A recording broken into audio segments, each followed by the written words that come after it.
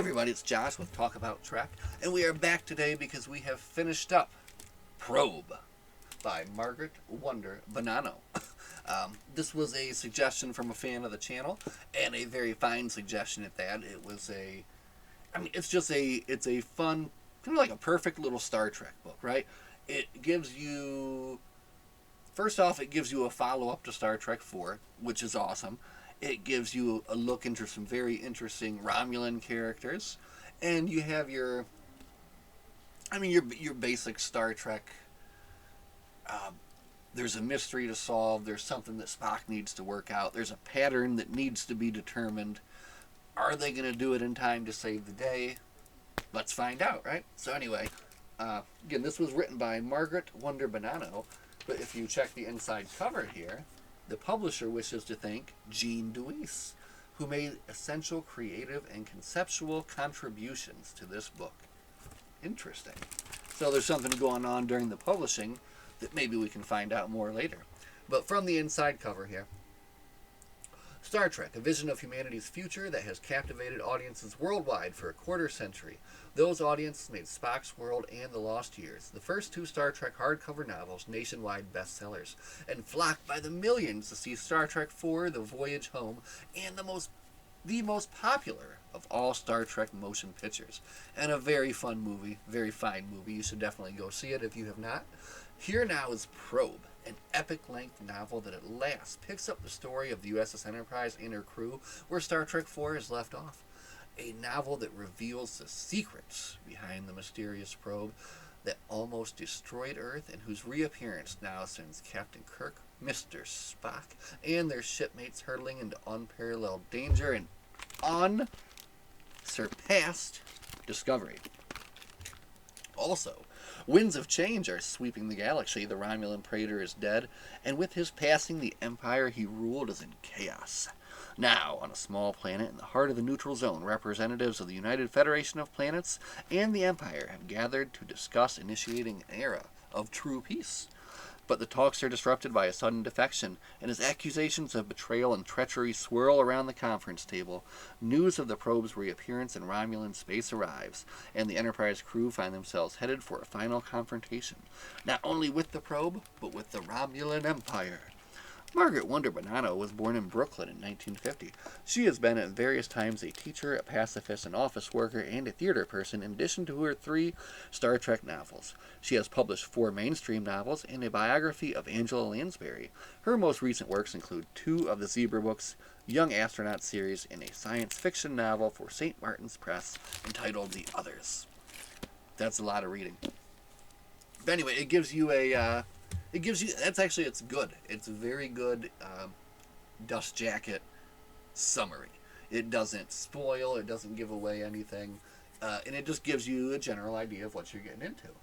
Now, check this out. I didn't know this going in, but it has been long known that the circumstances surrounding the publication of Probe were both difficult and complicated for all concerned. Starting out as a novel by Margaret Wonder Bonanno, entitled Music of the Spheres, the manuscript was rejected by the studio when Gene Roddenberry's office took issue with certain characterizations in the book. This eventually led to editor Dave Stern hiring Jean Devious to rewrite the novel. So not just contributions, but significant change apparently. Now retitled Probe, despite the fact that already printed dust jacket credited Margaret as the sole author. Interesting. Beyond that, an objective report of Probe's bumpy road to publication is unfortunately impossible. All the parties involved have different recollections of those events, as well as different ways of interpreting them, and the various accounts are contradictory. The only consistency in all the versions of the story seemed to be that everyone involved wishes the situation had not deteriorated to the extent that it did, and the book could have been published to everyone's satisfaction. So interesting. We've got some inside information here.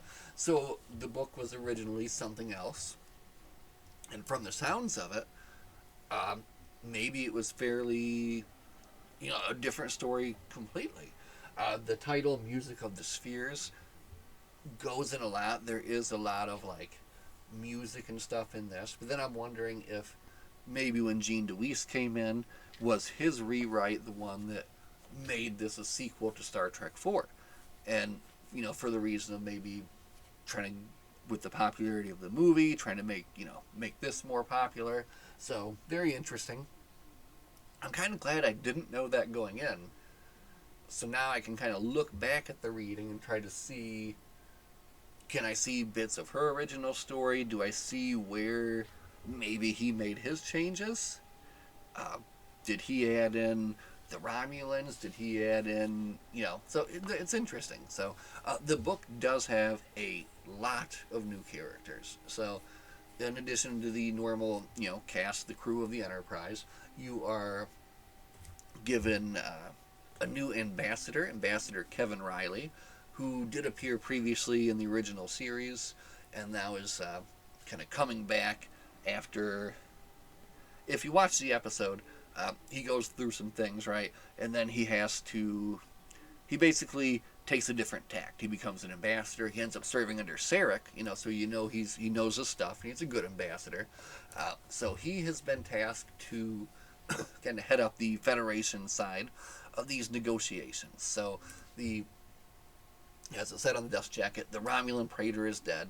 The Empire is thrown into some kind of chaos, right? And now the faction that is taken over is more of a kind of a pro-peace faction, apparently. It's hard to be trusting Romulans, right? What am I here doing? Doing weird things. So they call this conference, and they specifically request basically like the Romulans kind of specifically request very certain people to be there.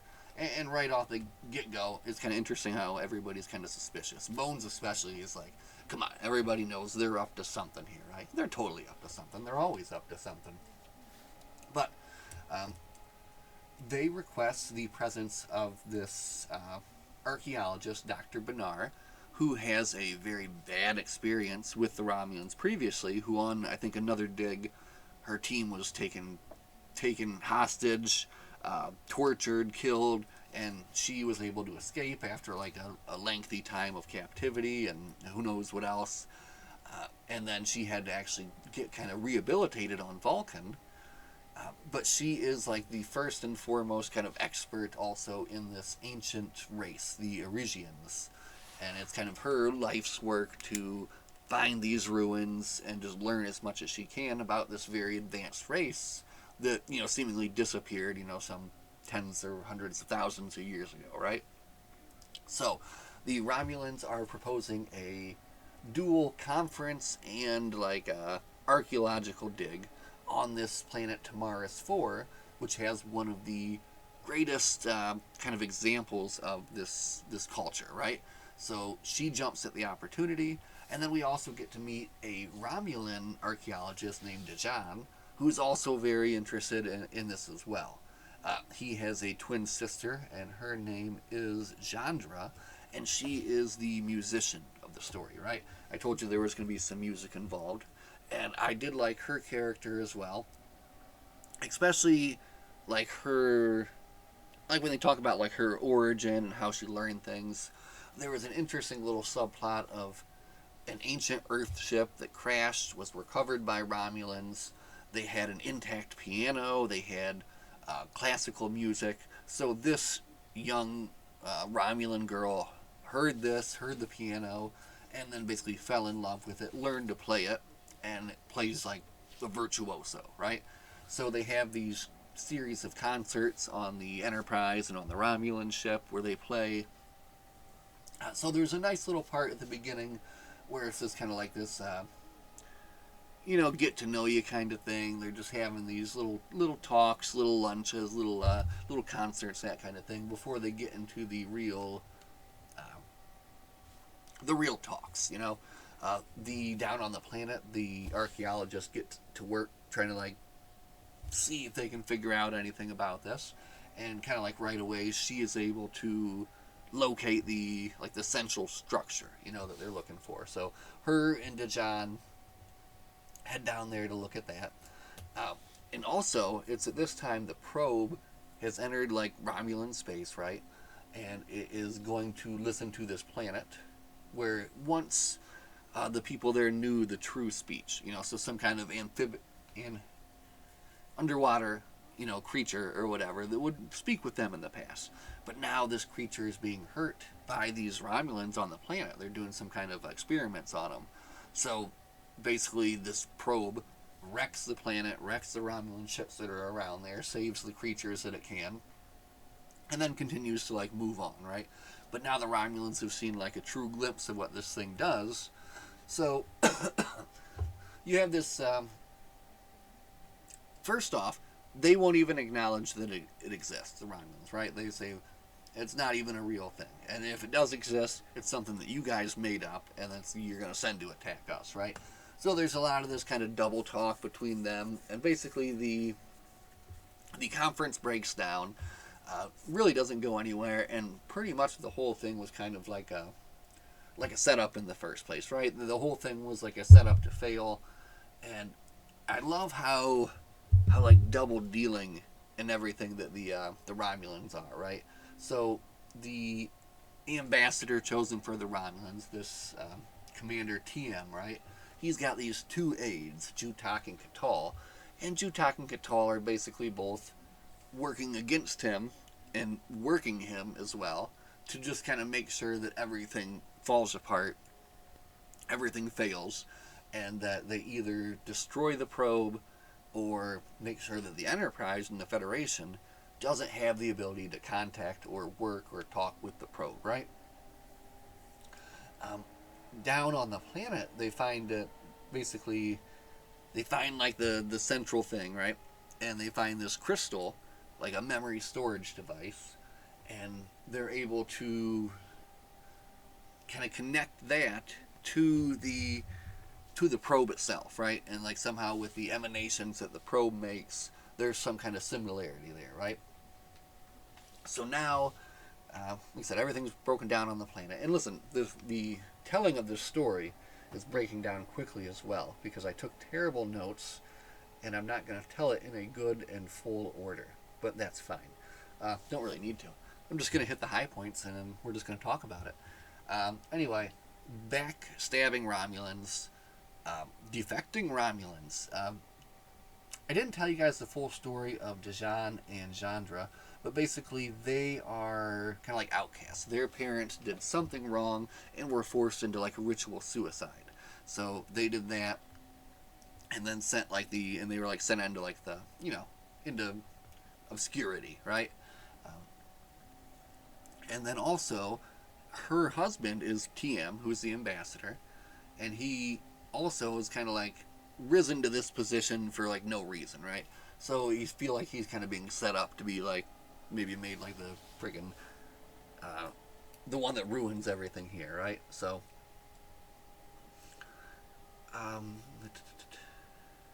okay, so now the aide for TM, he is trying to start a war, basically. So he's going to make it look like Kirk killed Commander Huron.